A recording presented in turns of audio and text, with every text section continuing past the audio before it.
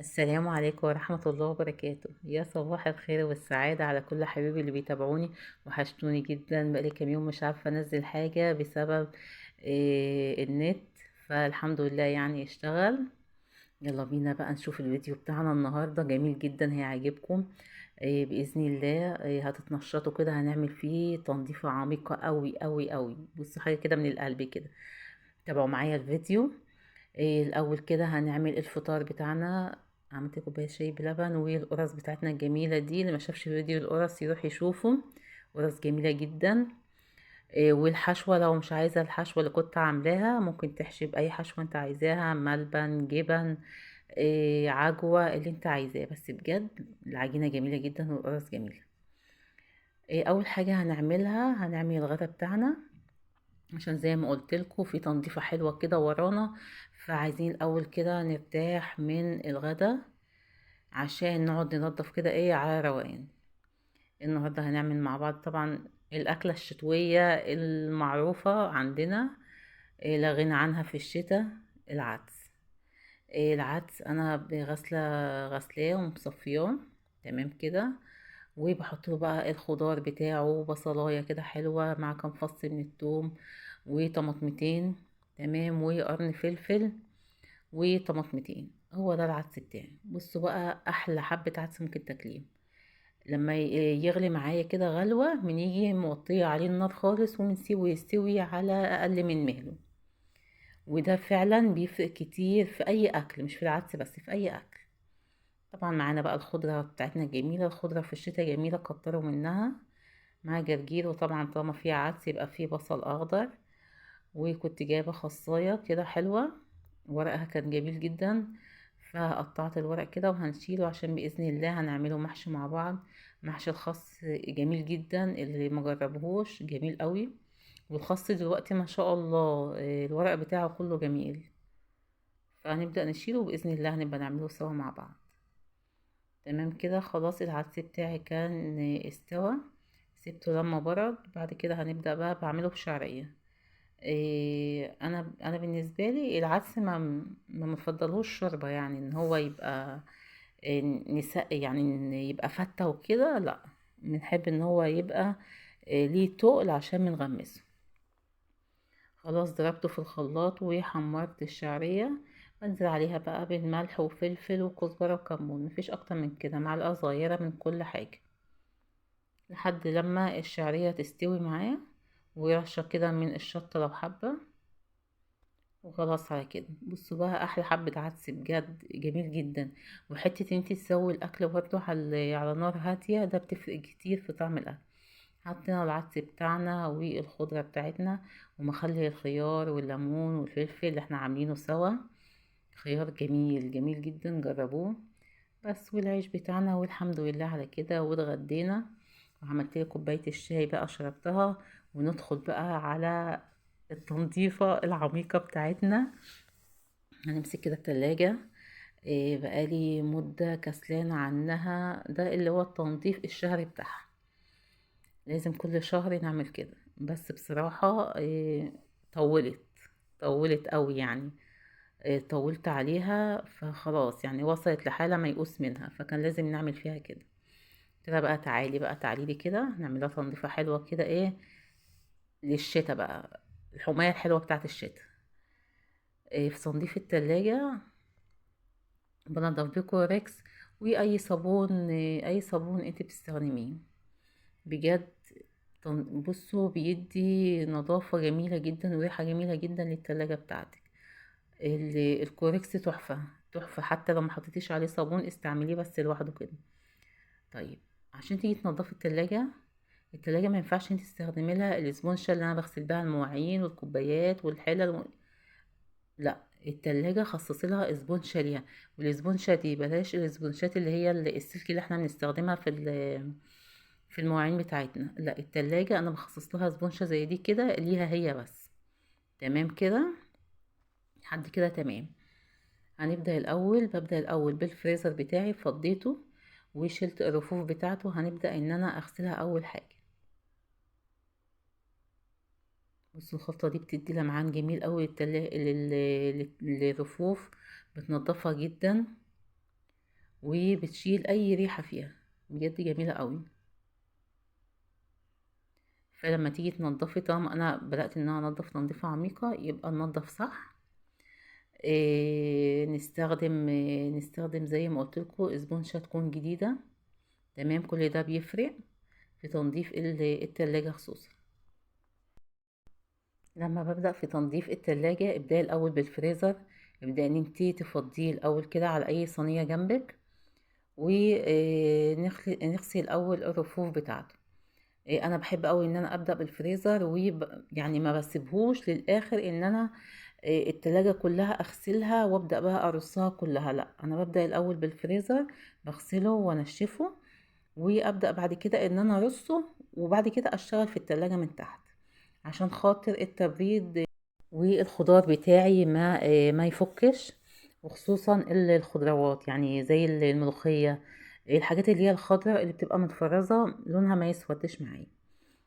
طبعا لان التلاجة بتاخد وقت، خصوصا في تنظيفها، بتنضفيها بقى تنظيفة عميقة كده من جوه ومن بره، فبتاخد وقت. وانا كمان مع التصوير، فيعني خدت ضعف الوقت اللي هي هتاخده مني.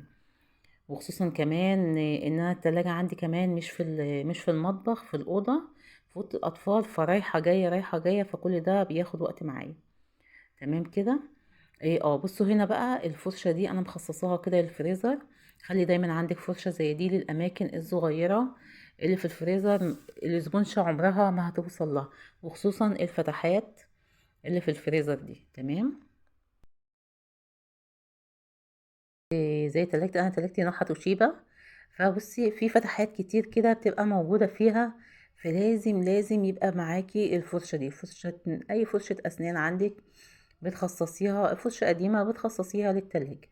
تمام كده. طبعا للفتحات، للكاوتشات بتاعة الباب، بيبقى بصي فيها كمية بواقي كده، انا مش عارفة هي بتدخل لها ازاي بصراحة، بس بيبقى فيها سواد كده كتير.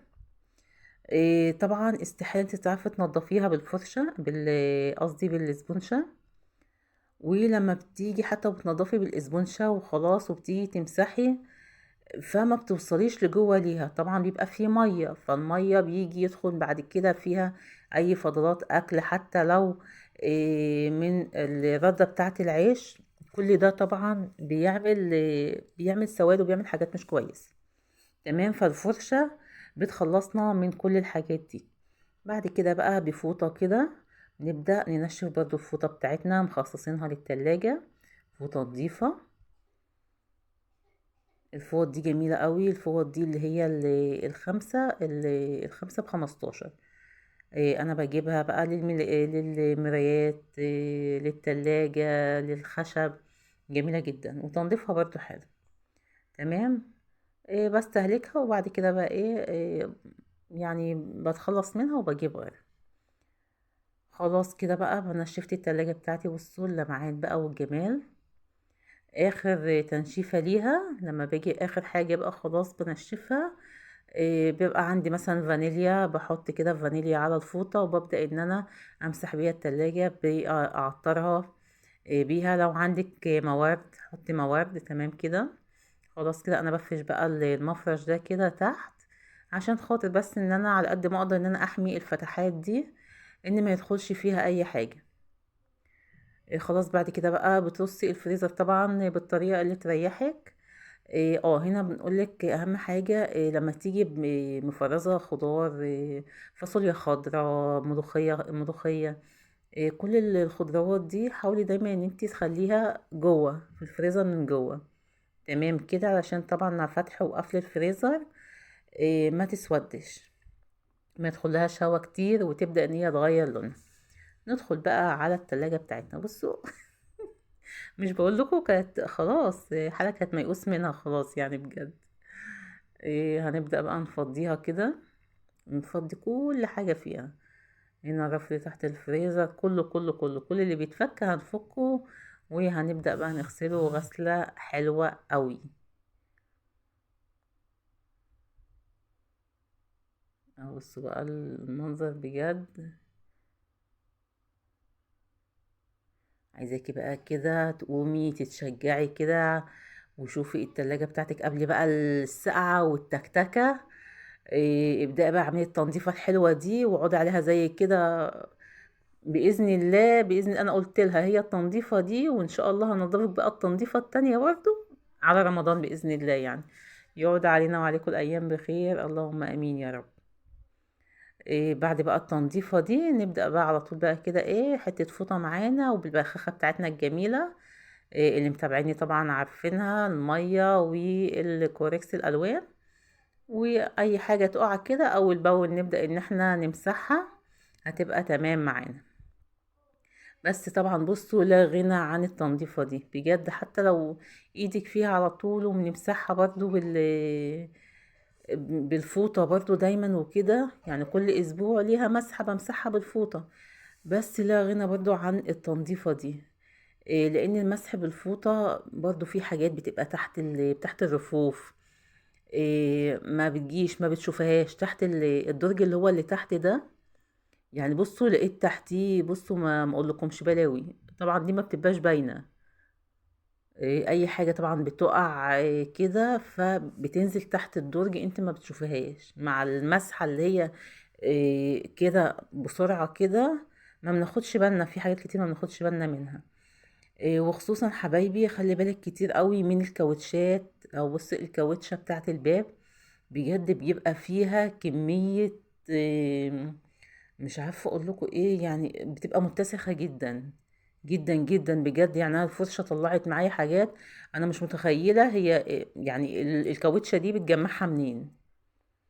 فاللي عنده الكاوتشات موجوده في التلاجة كده بجد خلي بالك منها، ممكن تكوني انتي غاسله التلاجة وتقولي ده انا غسلتها، ده انا ما خليتش حته فيها. بس تلاقي دايما تكوني بتشتكي دايما لا التلاجة برضو فيها ريحة. التلاجة مش عارفة التلاجة بتعمل ريحة دايما، التلاجة حاسة ان ريحتها مش حلوة. من الحاجات البسيطة دي الكاوتشة بتبقى مجمعة حاجات كتير جدا، اهتم بيها اهتم بنظافتها. طبعا كلنا ستات بيوت وشطار. انا مش طالعة ان انا اوريك انا بغسل ازاي التلاجة، احنا بننشط بعض. الهدف ان انا بنشطك. بحفزك ان انتي تقومي لو وراك اي حاجة هتقومي تعمليها. لو انت شايفة تلاجتك فعلا عايزة تتنضف تنظيفة حلوة، لا انا هقوم وهنضف. بقولك على حاجات ممكن فعلا انت تكوني مش واخدة بالك منها. انا اكون شفتها او لاحظتها او خدت بالي منها. فانا برضو بنشط يعني بفكر نفسي وبفكرك معايا. تمام كده حبايبي. طبعا زي ما شفتوا خلصت التلاجة بتاعتي برضو من تحت، وبدأت ان انا ارصها وحطيت فيها المفارش بتاعتها. هنبدأ برضو من فوق. بدأت برضو من فوق ان انا مسحتها برضو مسح حلوة، هي مش عليها دهون طبعا زي ما قلت لكم انا مش حطاها في المطبخ، فما بتكونش عليها دهون بس كان عليها تراب. فمسحتها كده ومسكتها بقى من الجوانب بتوعها التلاتة كده، غسلتها برضو غسلة حلوة. تمام كده وهنبدأ بقى نمسحها وخلاص على كده. بقت معانا بصوا عروسة رجعت عروسة من أول وجديد. بتسيبي بقى التلاجة بتاعتك كده يا دوبك يعني نص ساعة بس كده، ونبدأ ان احنا نشغلها تاني. طبعا احنا كنا فاصلين الكلام ده كله، طبعا فاصلين الكهرباء ده، دي حاجة طبعا أساسية يعني. بحط بقى المفرش بتاعي الجميل كده فوقيها والبيبي الصغنن ده وخلاص على كده. بصوا تلاجتي بقى بقت فله كده ولابسه النضاره بتاعتها ومفيش حد قدها. يلا بقى كده قومي تشجعي كده وامسكي التلاجة بتاعتك واديها بقى الحماية الحلوة كده. قبل بقى السقعة والتكتكة، وقبل ما تقومي تحطي اللايك. ماشي لايك الجميل كده منك حبيبة قلبي لو الفيديو عجبك. بس كده خلصنا بقى التنظيفة دي. بصوا يعني قبل ما بغسل التلاجة هي غسلتني انا من جوايا بصراحة. إيه اما تحسي ان حاجة كده الله رجعت جديدة تاني، جميلة جدا. يعني انا من فرحتي بيها كل شوية اروح افتحها ابص عليها واقفلها. بس كده وكده الفيديو بتاعنا يكون خلاص معانا. يا رب الفيديو يكون عجبكم، والسلام عليكم ورحمة الله.